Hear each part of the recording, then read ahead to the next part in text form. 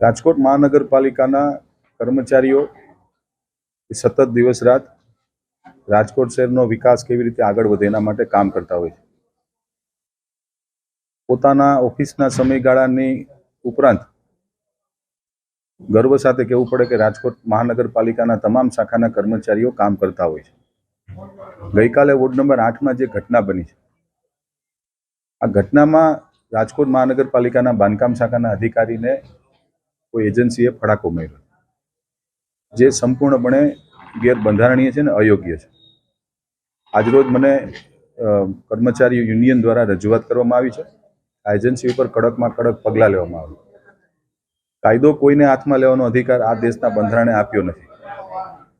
એજન્સીને કાંઈ ઇસ્યુઝ હોય તો એ લેખિત આપી શકે છે, પરંતુ કર્મચારીને ફડાકો મારવો, ઝાપટ મારવી, એની ઉપર હુમલો કરવો એ કાયદાની વિરુદ્ધનું છે.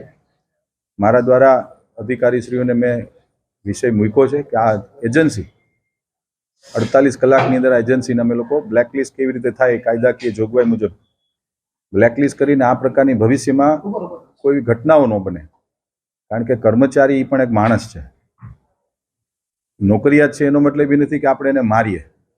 આવું તો આપણા દેશના ક્યાંય લોમાં લખ્યું નથી. કોઈ ન મારી શકે. એટલે એ ભવિષ્યમાં આવી ઘટના ન બને એના માટે પણ તકેદારી રાખવામાં આવશે અને આ એજન્સી છે એને અમે બ્લેકલિસ્ટ કરવા તરફ અમે જઈ રહ્યા છીએ.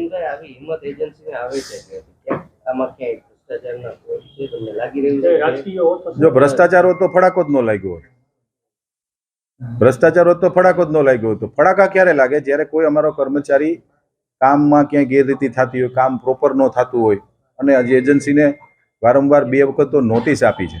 જે કામ ચાલુ છે વોર્ડ નંબર 18માં જે કામ માટેના વિષયને લઈને જે ઝઘડો થયો એમાં ઓલરેડી એને 2 નોટિસ એજન્સીને આપવામાં આવી હતી.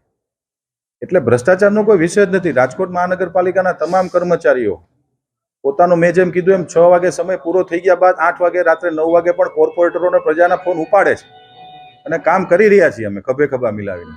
પણ એની ઉપર આવો હુમલો થાય એ ગેરબંધારણીય.